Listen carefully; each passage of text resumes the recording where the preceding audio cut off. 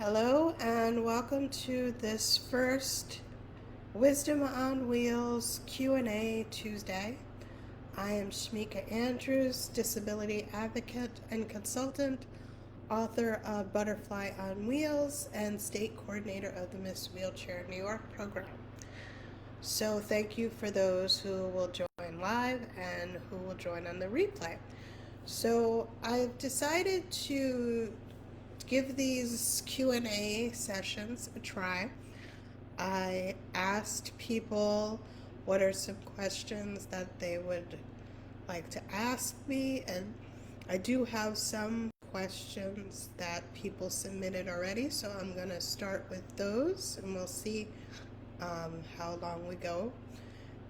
But feel free, you can also submit questions here live. Hopefully I'll be able to see them as people join. If not, I'll go back and we'll address them in a future video. So I hope you are all doing well today. I know it's been a little rainy here in Albany. So the first question submitted was, how do you stay so zen? So I think sometimes I give off the impression that I'm always zen, and especially maybe people that see me online or whatever. But, one of the ways that I try to keep my peace as much as possible, and most of you probably know this, is through meditation. Meditation is a big part of my life. Not only do I share it with others, but I use it myself. It's something that's been very helpful to me as I'm going about my day, whether it be, at work or whatever it is. Meditation is a very important part of my day. And I know that for me, if I don't use it, or I skip a day, or don't do it for a long time, that I can tell the difference in my attitude, my body, my energy, any of those things. So that's a big part of that answer is meditation, and making sure that I am meditating on a regular basis. So our next question is, do you have a strong support circle that helps you do the good work that you do? I absolutely do. I couldn't do the work that I do on a regular basis without a strong support system. I have my family. I have my staff that helps me every day. My house manager, who's part of my circle. All of these people help me to stay grounded, to stay organized, to, do the things that I have to do every day. And I'm very appreciative of all of them. So yes, I think having a strong circle of support is very important to everyone's life. And it can be whoever, is important to you in your life. It could be family, it could be friends. A lot of my circle are also people that are online, my online friends. I have, with the pandemic and everything, I have, made a lot of friends online. So they are a very important part of my circle. Um, Even if, they're people that I haven't necessarily met in person. And speaking of the pandemic and COVID, one of the questions is, how did the isolation of COVID impact you? And were there innovations that you learned during COVID? Well, it, I think the isolation of COVID was very hard on me, just like a lot of people, because I was used to being very active and in the community. And there were months at a time where I, didn't leave the house, didn't leave my apartment like everyone else. And I was very lucky to find an online community during that time through an organization called BORP, which offers many online classes. Um, so I took a lot of online classes during that time, and I still do. And I was able to connect with lots of other people with disabilities that were dealing with a lot of the things that I was dealing with online. So we would get together and, we would have these dance classes. It started out as, one dance class, and then it expanded to, getting together and doing multiple classes together, or just chatting or whatever. So that group was very important and still continues to be very important to me, having those online communities.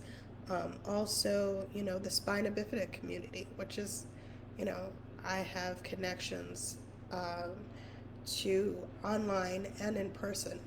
Um, the Spina Bifida Association of New York um, is a great part of my life. Offers great events and ways to connect with other adults. The Spina Bifida Resource Network, which is out of Jersey, offers a lot of um, online um, ways to connect with each other, as well as having in person and virtual retreats. So having those opportunities to connect with people, whether it be online or in person, especially with other people that are dealing with some of the same things that I am, has been very important. So here's another question. It says, describe what it's like to be a Black woman with a disability. That's a um, deep question. I say for me, being a Black disabled woman, it can be very challenging, because there are a lot of people that are in our society that think that being Black or being disabled means one thing or looks like one thing. So for me, always, and I never really fit in anybody's box of what that means. So that was always it still continues to be difficult for me in a lot of ways where, you know, just leaving my house, somebody asked me this one time about women's issues. We talked about, what are your thoughts on women's issues? And I said, you know, when I leave the house, I have to explain to people that I'm a human being first, right? Still to this day, as a person with a disability, I have to explain to people how it's not okay to touch my chair, how it's not okay to touch me as you're walking down the street. It's not okay to, put your bag on me if we're in a crowded room together, or your coat. These are the types of things that people do um, to me on a regular basis, and other people, with disabilities. So that is really, when people don't even see you as a human, it's really hard to connect with them on any other um, basis. So that's my answer for that. Um, let's see what other questions we have here.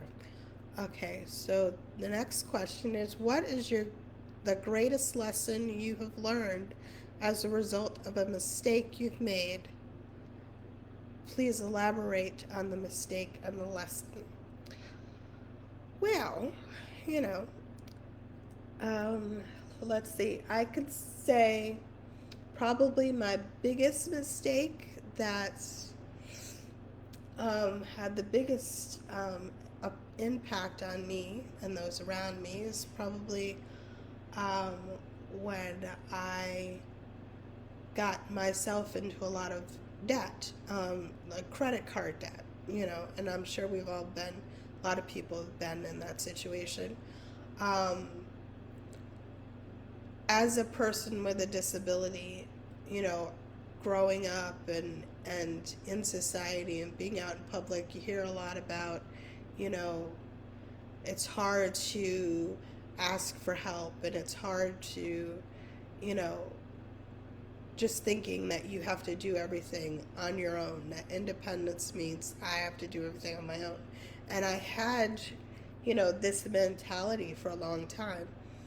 And that mentality of I have to do everything on my own um, made me not want to reach out when I needed help financially. And then I ended up creating an enormous amount of debt for myself, which took me a few years to, once I was finally ready to, stop living in the mess of, the debt, and, ask for help. Um, and realize that I needed help and that I couldn't do it on my own. And I think that that's really hard, no matter if it's debt, just asking for help in general, you know. So that um, was the lesson for me, is to know when you need to reach out and to accept there will be times that you need to reach out, and to trust that you will be supported when um, you need to be. Um, because I think that we all think that sometimes is, oh, well, if I reach out, I'm bothering people. Oh, if I reach out, nobody will care. No, and if we go into a situation thinking that, um, you know, whatever we're looking for, we're going to find, as they say. So, despite what we may see on, television every day or in your neighborhood, there are great people out there, and there are people that want to support you. And so that's the lesson that I had to learn, is that it's okay to reach out. It's okay to ask for help and accept help. And, it'll get me further to where I want to go. And I don't have to, knock myself in the head, or, bury myself in debt, um, or whatever the case may be, just because I think I need to do everything on my own. So that's, hopefully that answers your question. So I think that is all of the questions that I was left for today. So I thank you again for reaching out and asking your questions. Like I said, feel free to leave your questions and I will answer them in a future video. Leave any comments. Unfortunately, while the video is going, for some reason I can't, it says I have 2 comments, but I can't see them. So I will keep those questions and address them in a future video. Like I said, for now I think I'm going to do these once a month, but we'll see after that. So thank you again, and I hope you have a great rest of your night.